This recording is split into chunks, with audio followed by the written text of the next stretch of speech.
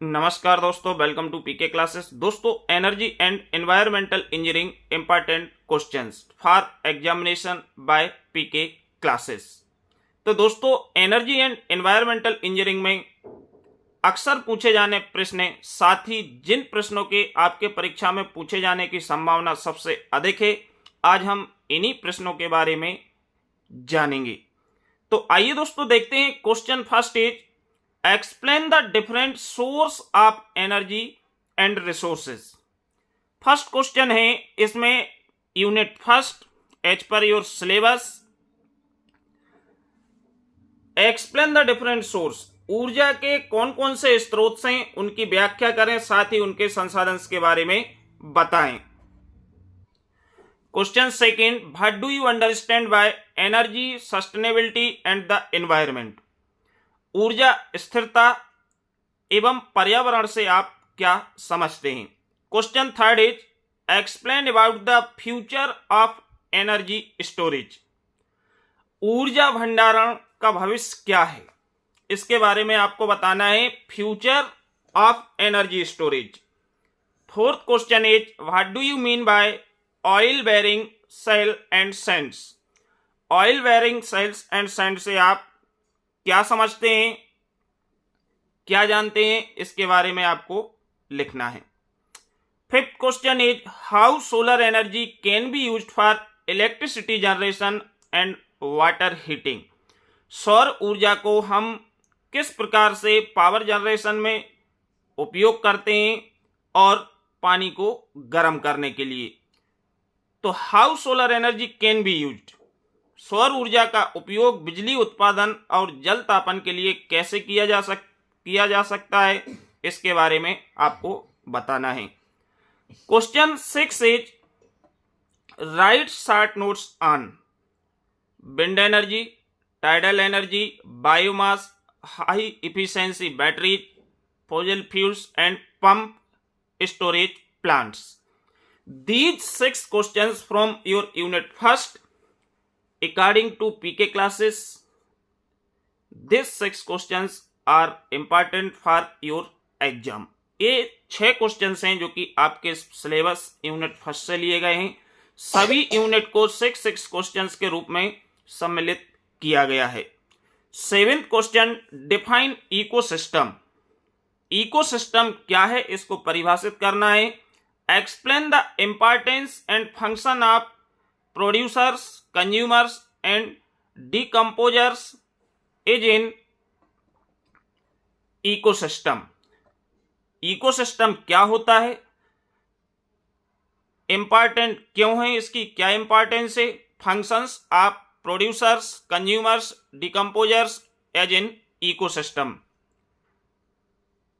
8th number का जो question है, What is forest ecosystem and discuss its importance।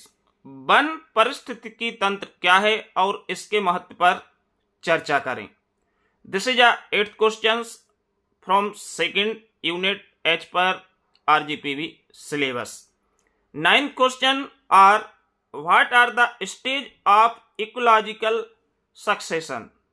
Means कौन कौन सी स्टेजेस होती हैं, इसकी 7 या 4 स्टेजेस होती हैं हमारे इकोलॉजिकल सक्सेशन की। इन स्टेजेस के बारे में आपको एक्सप्लेन करना है। 10th नंबर का जो क्वेश्चन है, what are the food chains and food webs, explain with suitable diagram and example.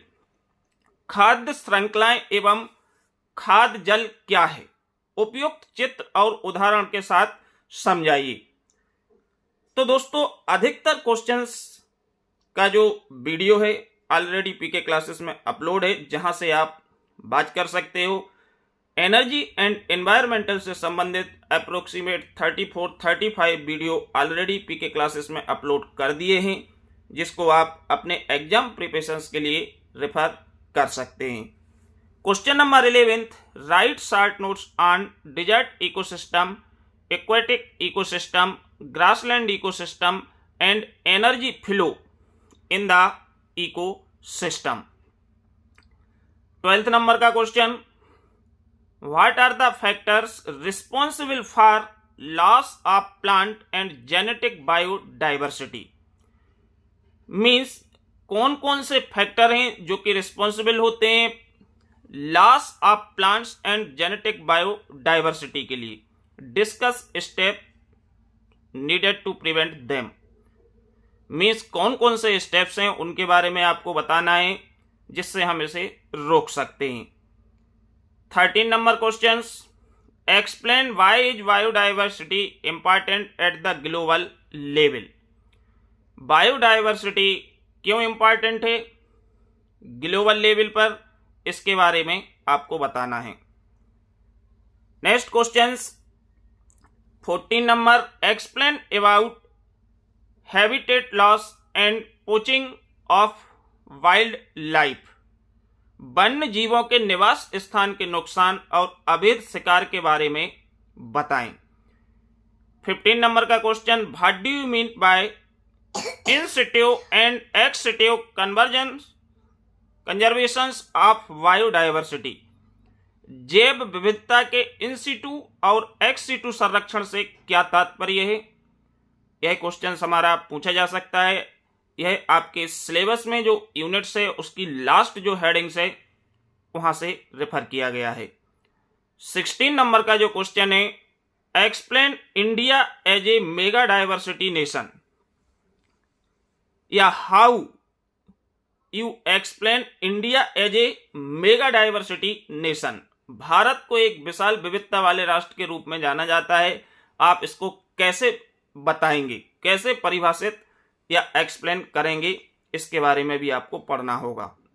17 number question है, explain about hot spots of biodiversity and conservation of biodiversity. जैव विविधता के हॉट स्पॉट्स और जैव विविधता के संरक्षण के बारे में बताइए। This is a question number 17। Question number 18 from third units, right short note on man wild life conflicts, bio geographically classifications of India and value of biodiversity. तो इस पे आपको संक्षिप्त विवरण मीन्स आपको रफली इसको पढ़ के जाना है और इसको अपने ध्यान में रखना है कि मेन वाइल्ड लाइफ कॉन्फ्लिक्ट्स क्या होते हैं, bio geographically classifications of India, भारत का हमारा जैव भौगोलिक वर्गीकरण कैसे किया जाता है, and value of biodiversity. These 18 questions from first, second and third units. 19 number question, define pollution. प्रदूषण को परिभाषित करें। What are the pollutants, how will you control air pollution, और आप वायु प्रदूषण को कैसे नियंत्रित करेंगे। तो मीन्स 4th यूनिट से हमारा पॉल्यूशंस में, जिसमें आपके सभी प्रकार के प्रदूषण के बारे में बताया गया है, air pollution, noise pollution, soil pollution, marine pollution, solid waste management, ये सभी हमारा जो 4th यूनिट का सिलेबस है उसमें से आपको जनरल क्वेश्चंस हैं। एनर्जी एंड एनवायरमेंटल इंजीनियरिंग में आपके सिलेबस से मिलते जुलते जनरल क्वेश्चंस भी एक दो पूछे जा सकते हैं, जिनके लेके आपको घबराना नहीं है। आपको बिल्कुल ठंडे दिमाग से सोचना है, ऑटोमेटिकली आपके माइंड में उसका आंसर आएगा। यदि आप हिंदी में जानते हैं तो हिंदी में सोच के उसको इंग्लिश में लिख सकते हैं या हिंदी में भी आंसर अपना लिख सकते हैं। लेकिन एनर्जी एंड एनवायरमेंटल इंजीनियरिंग एक जनरल सब्जेक्ट है जो कि सभी जगह पे, चाहे हम कोई भी कोर्सेस कर रहे हो, environment is must and important for study to all the students. तो यहां पे आपके जो क्वेश्चंस हैं, क्वेश्चंस में आपके जनरल क्वेश्चन है, इसमें आपको ज्यादा टेंशन लेने वाली बात नहीं है, क्योंकि ये चीजें आप अपने आसपास देखते हो। पॉल्यूशन से संबंधित किन किन चीजों से होता है, क्या इसके काज हैं, क्या इसके इफेक्ट होते हैं, एंड कैसे हम इसको कंट्रोल कर सकते हैं। तो आप अपनी एक स्वाभाविक लैंग्वेज में, अपनी एक स्वाभाविक वर्डिंग में इसको एक्सप्लेन करोगे, एंड आई होप आप अच्छे नंबर गेन भी करेंगे। इसके बाद question number 20, explain cause, effects and control measure of water pollution. जल प्रदूषण के कारण, प्रभाव एवं नियंत्रण उपाय क्या हैं, इसके बारे में आपको एक्सप्लेन करना है। 21 question, define solid waste management. Solid waste management को परिभाषित करना है। And explain the cause, effects and control measure of urban and industrial waste. Means औद्योगिक कचरे के कारण प्रभाव और नियंत्रण उपायों की व्याख्या भी आपको करना है। Question number 22, what do you understand by marine pollution and thermal pollution. Marine pollution and thermal pollution से आप क्या समझते हैं, इसके बारे में आपको बताना है। 23, what is food and what are its type in disaster management. आपदा प्रबंधन में बाढ़ क्या है तथा इसके प्रकार क्या हैं। मीन्स फ्लड, फ्लड से यहाँ पे सॉरी फूड नहीं, फ्लड। व्हाट इज फ्लड, आपदा प्रबंधन। जैसे कि आप जानते हो आपदा में आपका भूकंप भी आता है, आपदा में आपकी लैंडस्लाइड भी होती है, आपदा में बहुत सारी जो नेचुरल जो आपकी आपदाएं होती हैं कभी भी आ सकती हैं। तो आपदा प्रबंधन में बाढ़ क्या है।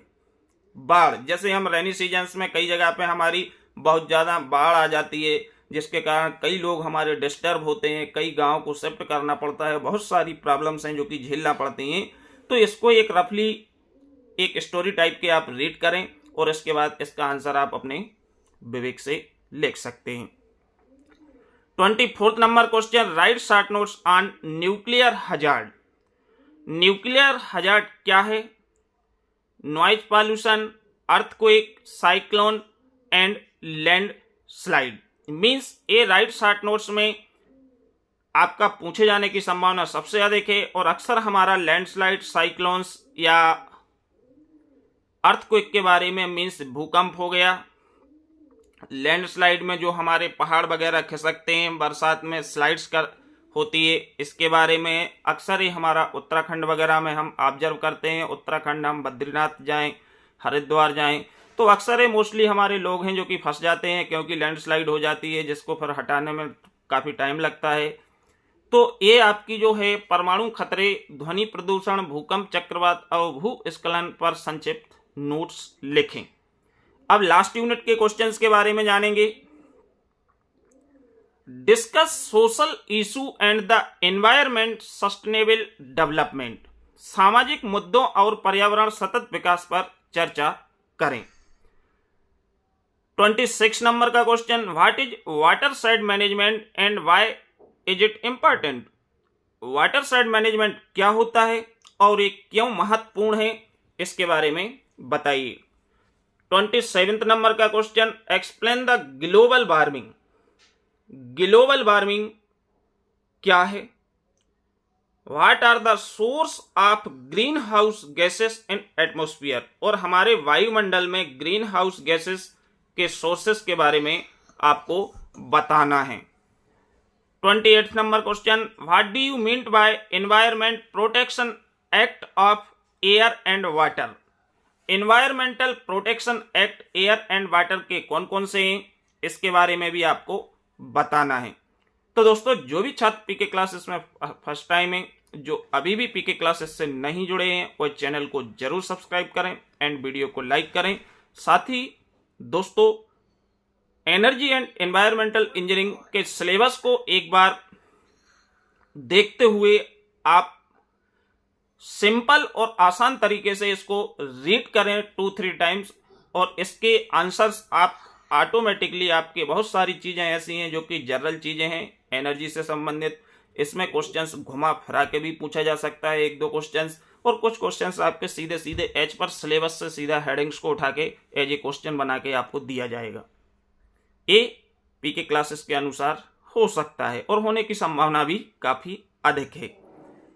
तो 29 नंबर का जो क्वेश्चन है, explain the wild life protection act and forest conservation act. वन्य जीव संरक्षण अधिनियम एवं वन संरक्षण अधिनियम की व्याख्या करें। अब हम लास्ट क्वेश्चंस की बात करेंगे। Right short notes on rain water harvesting, acid rain. Acid rain के ऊपर भी हमारा क्वेश्चंस अक्सर पूछा जाता है। एसिड रेन मेंशन करना शायद भूल गया हूं मैं, इसलिए आपको ध्यान रखना है। एसिड रेन से जो है वो रेन वाटर हार्वेस्टिंग से भी ज्यादा इंपॉर्टेंट है। Acid rain, ozone layer depletions, resettlement and revitalization of people. These 30 questions are important for your exam according to PK classes. Mostly आपके क्वेश्चंस के जो वीडियो हैं वो ऑलरेडी पीके क्लासेस में अपलोड कर दिए गए हैं, जहां से आप प्लेलिस्ट के थ्रू चेक करके अपने सिलेबस के अकॉर्डिंग प्रिपरेशन कर सकते हैं। वीडियो देखने के लिए आप सभी को बहुत बहुत धन्यवाद। Thank you.